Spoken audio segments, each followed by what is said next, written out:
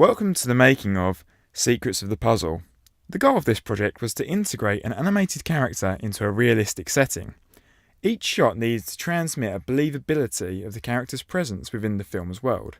This meant utilising After Effects techniques in order to create a seamless image. All footage is filmed or based on the park campus, but the film is viewed through the unique perspective of a tiny robot. The film will be entirely judged upon how well the animated objects are integrated into and how they react to a variety of environments. The aim is to achieve both simulation of the robot's actions and assimilation of its place within the live footage. When designing the original storyboards, coherent placements of all the scene assets were essential. Comprehending exact scale was needed in order to fully grasp the robot's agency within each scene. This was especially tricky when considering the robot's micro size. Integrating animated or computer graphics images needs to be coordinated from pre-production, such as storyboards, through production and married to the print in post.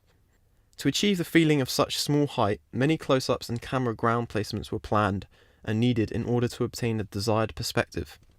Another important factor in creating thoroughly planned storyboards lies in prop placement. One key way the robot will achieve believable presence is in its interaction with the live footage.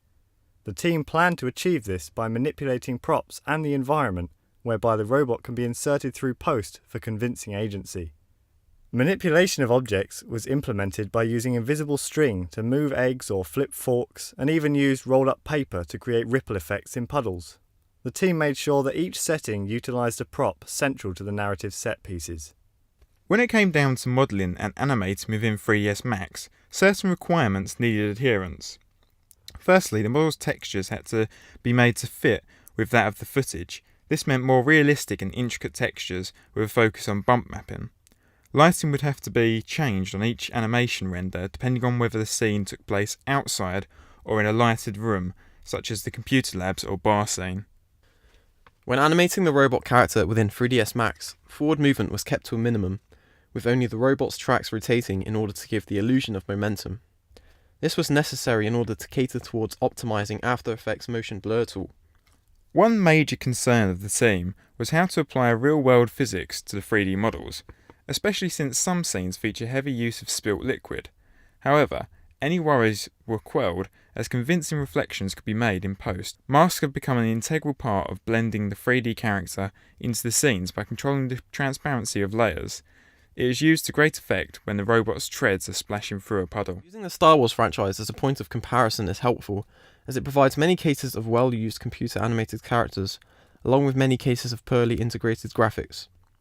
Yoda's battle with Count Dooku in Star Wars Episode II Attack of the Clones is effective, as it shows Yoda leaping around off parts of the environment, giving the character's animation a tangible presence. Just like the robot's most effective moments occur when it is falling in the glass of beer or jumping on a fork.